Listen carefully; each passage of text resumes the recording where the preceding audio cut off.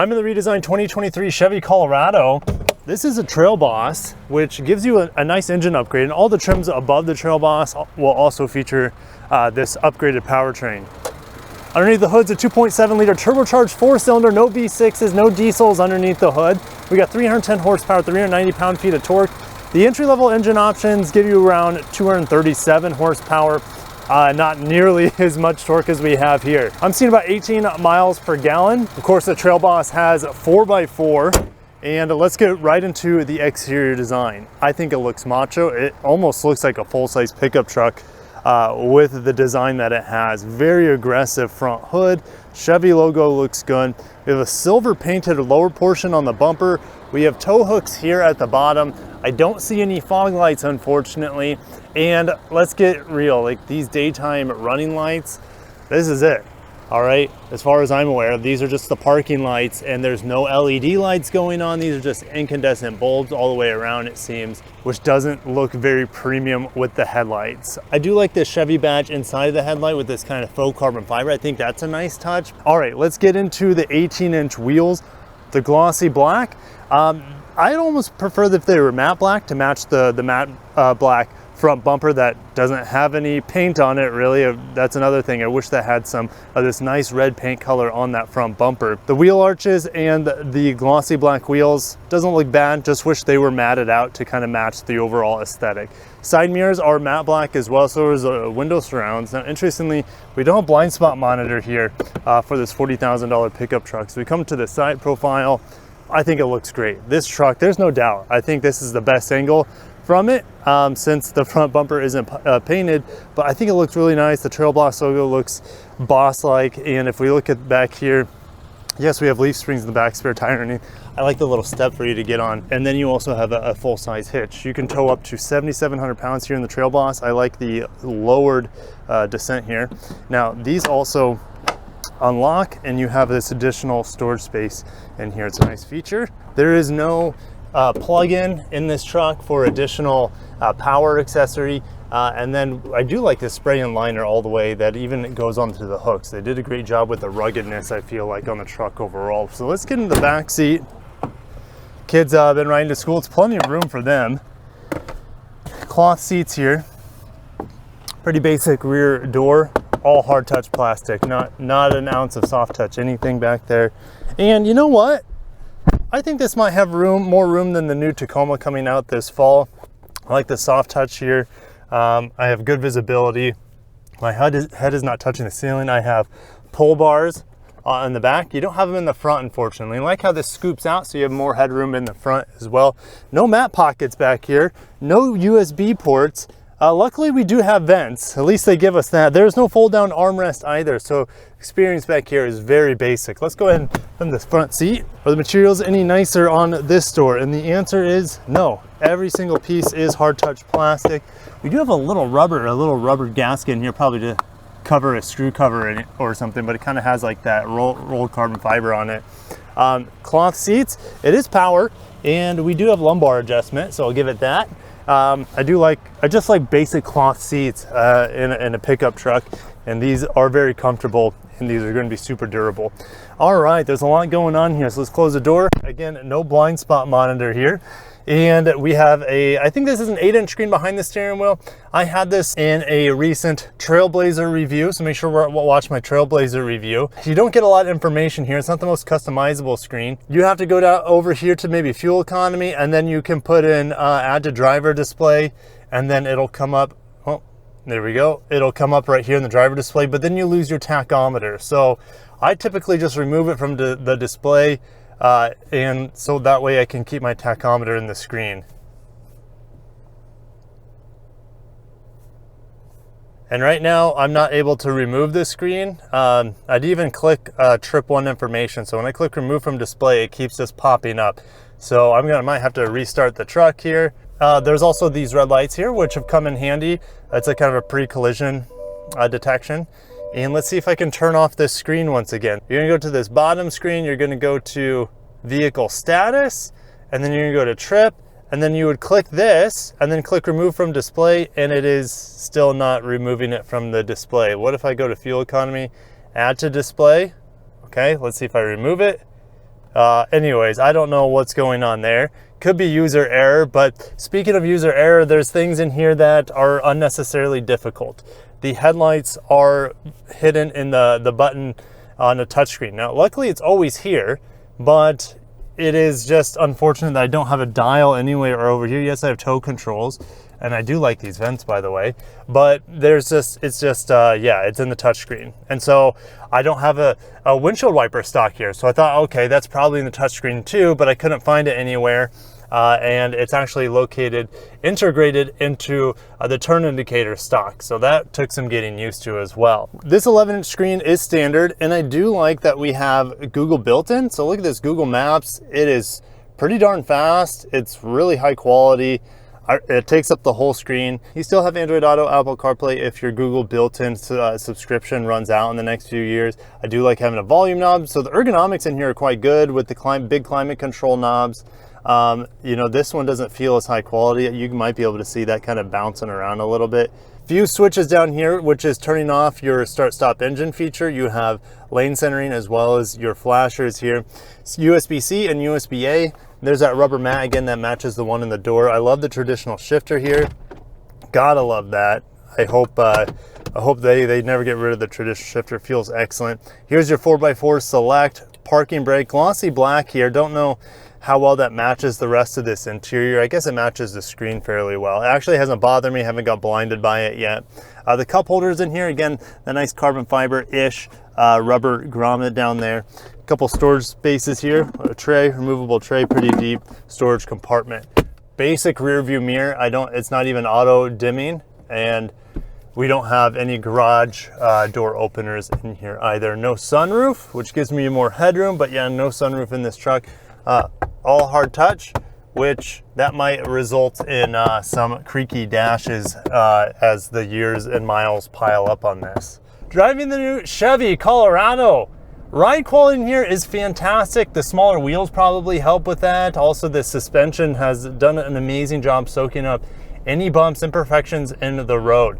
The steering in here, well, the steering wheel is pretty much completely plastic, and I despise plastic steering wheels. Where's my leather wrapped steering wheel? I dinged a competitor to this truck, which is the Honda Ridgeline, for around the same price. The sport model doesn't have a leather wrapped steering wheel, at least in the model year that I reviewed. So that is something that absolutely needs to be addressed here. Now, I know there are higher trim levels that are going to give you a leather wrapped steering wheel, but man, it has a nice girth to it, but it is cheap feeling. Absolutely love the steering in here. Feels like hydraulic steering. I didn't look up to see if it is or not, but regardless if it is or isn't, they've handled the steering in here quite well. It feels nice and firm in the turns. It doesn't feel quite as stiff or as satisfying as the Nissan Frontier's steering. I mean, that's one of my favorite steering feels left on the market, with that old school hydraulic heavy feeling. Now the brakes in here, Chevy's done an amazing job with the brakes. It's super easy to shave off speed with this truck and to do it predictably. There's no weird wobbles going on, or the transmission's not cutting in and changing the predictability of the shifting. So yeah, the driving dynamics here so far have been very satisfying. The engine, well, the engine is clicky. As I just idle through this at low speed, you're always hearing it going tick, tick, tick, tick, tick, tick, tick, tick, tick, tick, tick, tick. And this is great, right? I have a crappy road here, pretty much going off-road. Absolutely eats it up. I'm barely moving around. It's not the craziest terrain, but for city life in Florida, this is about as worse as it gets, and this truck is absolutely just lunching and snacking on this terrible road. I wish I could go that way. I went that way this morning, but people are underneath the road over there. I would be happy driving this truck on a daily basis. The 8-speed, oh yeah, just handling that sewer cap like it wasn't even there. But the 8-speed auto in here, I like it. It's not the quickest shifting, but it shifts very smoothly. So getting into the engine a little bit, we're in a school zone, so that's not going to help us stretch our legs at all. But the engine's you always hear it, unless you have the radio going or you have loud kids in the truck. But this truck, like the engine, I feel like there's no sound deadening in the engine compartment. You're always hearing this engine. Do I hear it right now? Well, there's a big bus going by, but maybe when you're stopped, you don't hear as much, plus the stop-start engine technology that is in this truck. But if you're moving at any speed, you always hear the engine ticking, and if you're accelerating, it's always there. The engine note does not sound good in here. It feels it sounds very cheap. The engine doesn't feel cheap, and in fact, I don't get a lot of vibrations coming through, even though it's a 4-cylinder. Is it as smooth as a V6 that we have in the Frontier or the current Tacoma? We get a new Tacoma coming out next month, or this month, or later this month. It is nowhere close to the smoothness or refinement of V6 engines. And if I just put my foot down here, you hear the turbo spin, and there's no doubt it has the power. It definitely feels torquier than even the V6s in its competitors lineup, but it just doesn't feel right. It doesn't feel satisfying as those trucks. And the new Tacoma's going 4-cylinder, but the Frontier is holding on to the V6. It's big fat V6 for the foreseeable future. They might replace it eventually with like a fully electric version, but that would be like by the end of the decade. So yeah, let's just talk about this engine. I'm gonna get into the heavy, the pedal heavy here.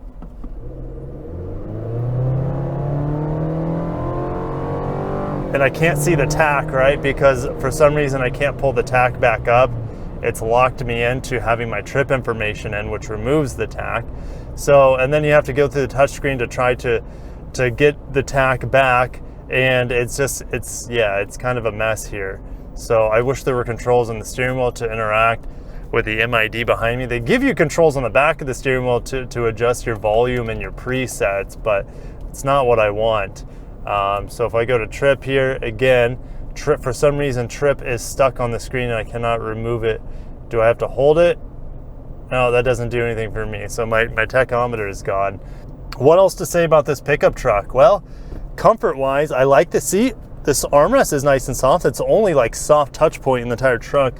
My elbow over here is digging into hard touch plastic. So the comfort is minimal, I would say. There are no heated seats, no ventilated seats. Of course, I'm not going to have ventilated cloth seats. That I just don't believe that exists. There might be a vehicle out there that has ventilated cloth seats, but of course you're not going to see it on this more entry-level Trail Boss trim. So, all right, let's go ahead and head to the office where I'm going to talk about the buying guide for this truck and if I can recommend it over its competition. Looking at the new Colorado, again, the bottom two trims, the WT, LT, both have the D-Tune 2.7 liter.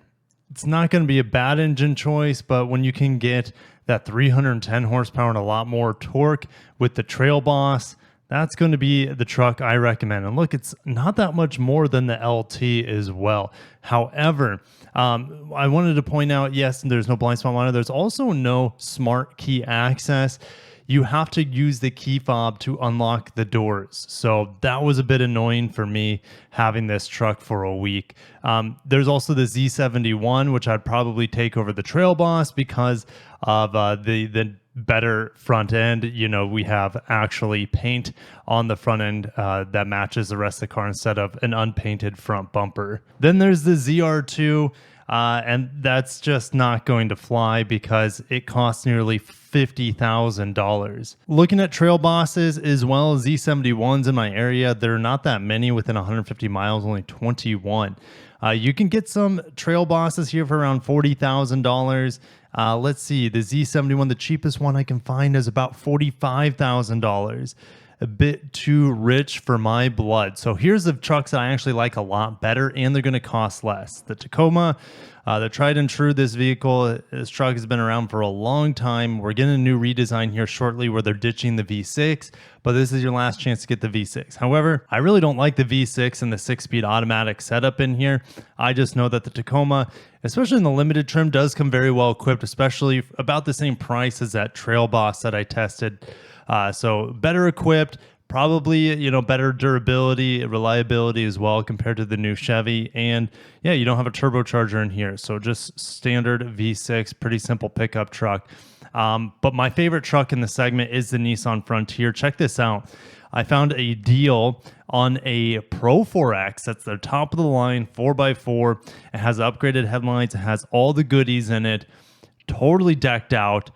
On discount, $1,600, $41,000. So you can get Pro 4Xs, which is the best looking pickup truck in this segment. I still think it looks better than the Chevy, at least from the front anyways. From the side, the Chevy looks pretty sick. But the V6 in here, the big fat V6, has 310 horsepower as well, even on the lower grade. So you don't have to spend more to get the more powerful engine, because this V6 is standard here on the Nissan Frontier.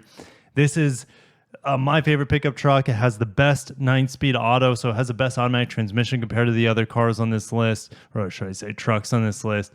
Yeah, it just makes me happy every time I drive the Nissan Frontier. The steering, it has that beautiful, heavy hydraulic steering feel. Ride quality on the Pro 4X models with the thick, fat tires is very, very good as well. So my number one truck, Nissan Frontier. Get it in the Pro 4X. What? A Pro 4, am I seeing this right? Pro 4X for $37,000? I would buy that in a heartbeat. That is a steal, ladies and gentlemen. My favorite truck, mid-size pickup truck here in late 2023. I will be driving the new Tacoma in just a couple of weeks from now, so I'll be able to tell you if I like it better than the Frontier, but it's going to be hard to sway me away from the beautiful 9-speed auto with the silky smooth and powerful V6 that we have on the Frontier. Let me know which pickup truck you would be getting in this segment. There's also the Ford Ranger that I didn't talk about. Let me know if you would be going that way or some of these trucks that I talked about today. Thank you guys for watching. I'll catch you in the next one.